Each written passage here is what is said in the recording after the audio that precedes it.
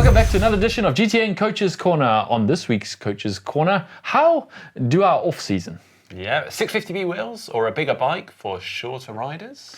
Time versus distance for your training program? How do pros prepare and practice for mechanicals? And why is my max heart rate for the bike and run so different? Let's answer your questions. Yeah, in with the first one from Annika Kirk, 5187. I've been looking for my first tri bike, but with only 159 centimeters of height, it's difficult to find one that fits. Canyon makes great bikes at good price points, but they put smaller wheels on the smaller frames. How will smaller wheels affect performance? And should I rather just save up a little more for the more expensive options that put regular size wheels on their smaller frames? Mm-hmm. Good question. The reason that smaller frames come with smaller wheels is for the fit. You simply cannot fit on a bike that wheels are too big. You won't be able to get low enough in the front. And it also becomes an issue when you shorten that top tube to fit a shorter rider, a rider with a short torso.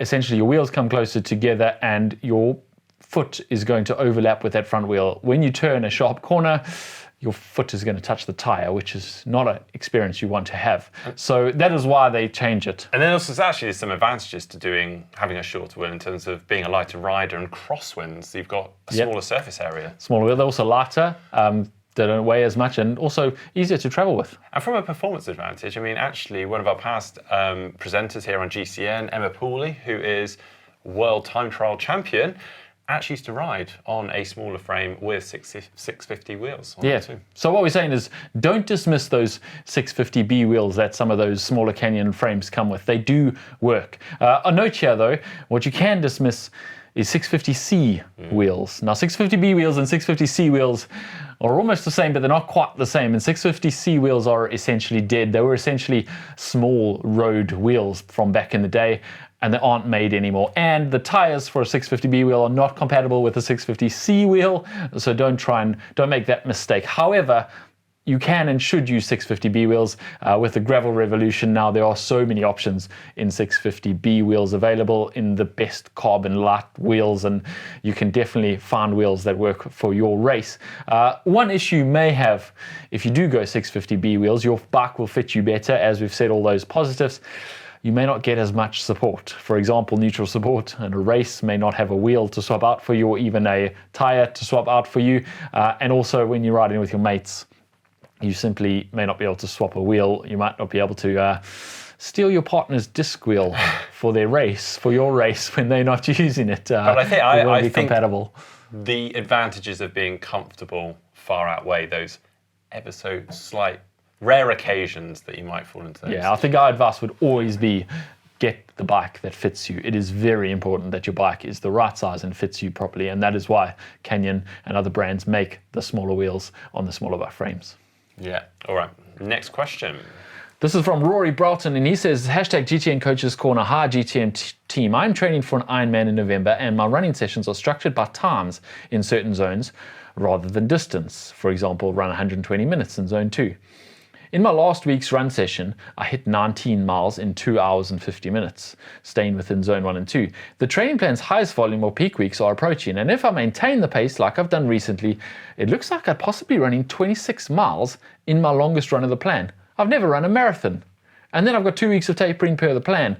My question is, during my peak week, should I just keep running per the time or for the workout, or cap off my distance at some level below a marathon? Well, you actually did the maths on this before, and you calculated this as potentially running around 4 hours 2 weeks out. Well, yeah, he must have a 4-hour session on his program, because if he's running 2 hours 50 for 19 miles and he's worried he's going to get to 26 miles, that's a 4-hour long run on his Ironman program, which I would question to begin with. Like, that is a big, long run. And I would actually say that most people, in fact, almost everybody, even the pros, should probably draw the line around 3 hours to 3 hours 15 for their longest long run.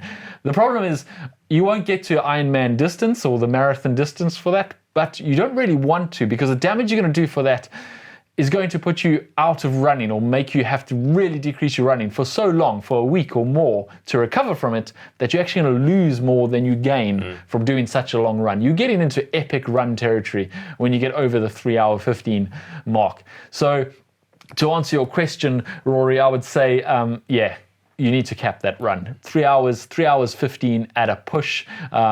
Because if you do any more than that, you are actually going to do muscle damage that you can't recover from, not in the week before your next long run, and probably not even in the 2 weeks before you actually do your race. So put a cap on it. If you do want to get your mileage up though, you can add that mileage somewhere else in the week in an easier, shorter run. Break it up into more manageable things and still get the total mileage building through the week. But yeah, definitely don't overdo that weekend long Question for you though, distance or time? What do you go on when you go out running? I would almost always go on time actually when I was running, and not even look at the distance, but not go to the point where I was running like ridiculous distances. So it's interesting. I've always been timed, but a couple of occasions recently where I've been training for a marathon, and I felt like I needed to build up the volume. I started to focus more on distance, but I think it's a bit of a trap because you start doing time and then you want to add, you do time and then you look at what you ran and you say you ran 20 Ks in that amount of time. Next week, I'm going to add 10 minutes to that. So next week, I have to run 22 Ks, otherwise I failed. And then you fall into that exact trap of not looking at just time. You're now looking at speed and you're trying to hold a certain speed, and that's dangerous. So pick one, time or distance, and just look at one of them. Don't try and marry them and stick to that speed. Very good point. That is dangerous. Right, next one from DigiNinja Robin. How much time do the pros spend practicing doing race day bike maintenance? Do any of them have training sessions where they strip a wheel off their bike at the side of the road, throw it in a tube, and put it all back together? And what tools and kit do they carry for big races? It's actually quite a good question, because yes, you will often see the pros, if they do fall into trouble, they'll quickly fix it themselves.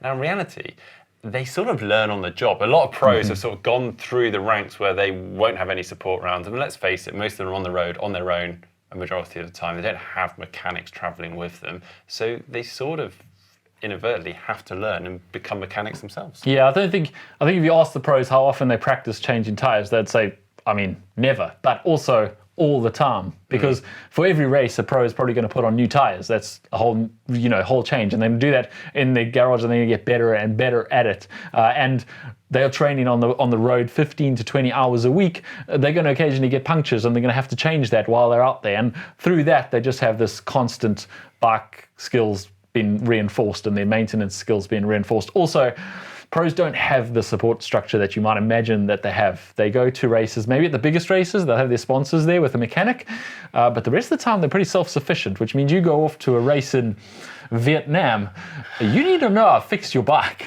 You need to know how to service it, because you don't want to be going and speaking, trying to get your English across to a Vietnamese bike mechanic trying to fix a $10,000 bike. I feel like you're talking from experience. Yeah, maybe. You need to know how to fix the problems that might arise on your bike. So pros are generally pretty good at it. Some are better than others, mind you. Some are better than others. As for the tools, it does depend on their setup, obviously. But generally, a spare tube, a CO2 and a CO2 adapter, and tire levers, particularly for the tighter tires. You may also find them stashing a mini tool, a little multi-tool somewhere, one of the really small light ones, just in case. Or sometimes it may just be the individual Allen key for the bolt that they need, just to save a bit of weight. So they might literally just take a 3 and a 4, which can fix most things on the bike and maybe not everything. All right. Next question from Bombbolt505. I also have a question. Should I reduce training during the off-season? And if so, by how much? For context, I finished my first Ironman 70.3 this year, and I'm planning to do another one next year. I trained a max amount of about 15 hours a week. So, what do we say here? Well, I think it's a good question.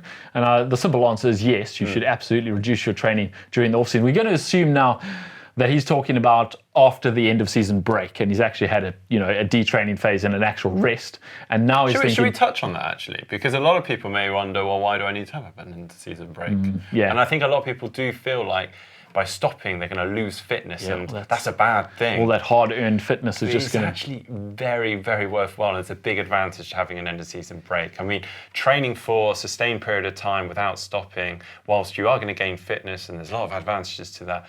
If you never break, that can actually start to affect you in a negative way, and you do just need to sometimes just kind of stop, reset, allow your body time to recover, and also mentally and then restart. And I'm only saying a couple of weeks at most normally. Yeah, but do allow yourself to detrain a little bit. You are allowed to let yourself go a little bit, because the goal for the rest of the season and the rest of the year is consistency. And you will be more consistent and therefore be fitter if you've had a break and you're mentally and physically fresh when you start again. As for what you do in that off season, the goal is to get to the end of the off season. So when you start your build up to your next race, mentally and physically as fit as possible, but also as fresh as possible. Now, those two things are a bit of a contradiction. You want to be as fit as possible, which means you've got to train, but if you train really hard, you're going to get mentally tired. So which is it? And the answer is it's a bit of both. So you need to be mentally fresh. Otherwise, you just won't be able to do that build.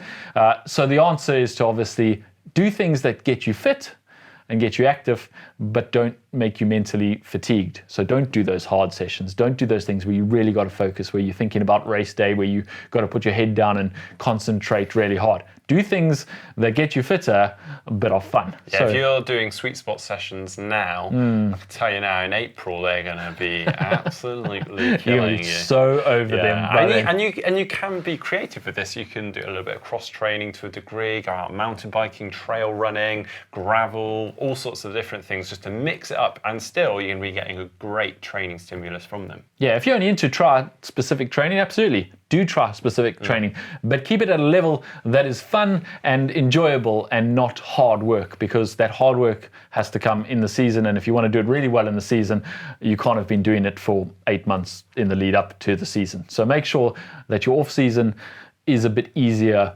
physically, but also mentally. All right, final question, and actually a question we've had a few times before, but it's an interesting one. Can you explain more about differing max heart rate during running versus cycling? How much of a difference is normal/typical?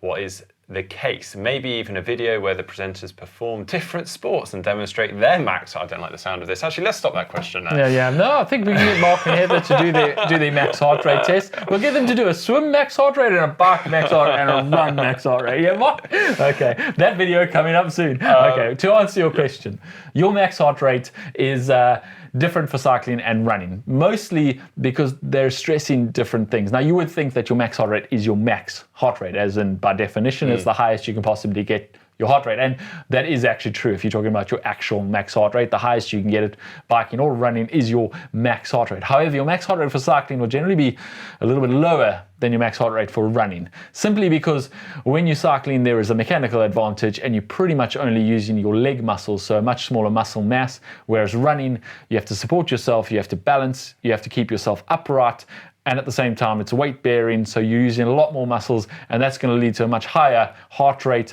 and therefore your max heart rate, you'll be able to get your heart rate higher on the run. And this is important to be aware of, because if you take your max heart rate for the run and then go set your cycling zones based on that max heart rate, you're going to be working way too hard on the bike all the time. Yeah. And vice versa, if you take your max cycling heart rate and then you go and use your run zones, you're just going to be going too easy all the time.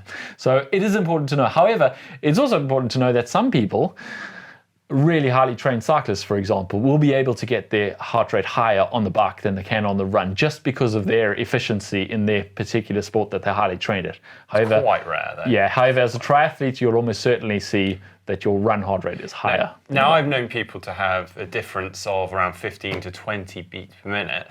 Normally, and cases for myself, I don't know about for yourself, James, but it's normally in the region of 6 to 7 beats per minute difference between the bike and the run. 7 to 10 beats generally is normal. If you're much more than that, then it's rare. So you can work around that, and you can probably almost estimate your max for the run based on your max for the cycle, if you don't want to go and do a really hard max heart rate test like Mark and Heather are going to do soon. Well, thanks for your questions. Well, I think we'll leave it there. Keep them coming in. Use the hashtag GTN Coaches Corner. We'll see you next time.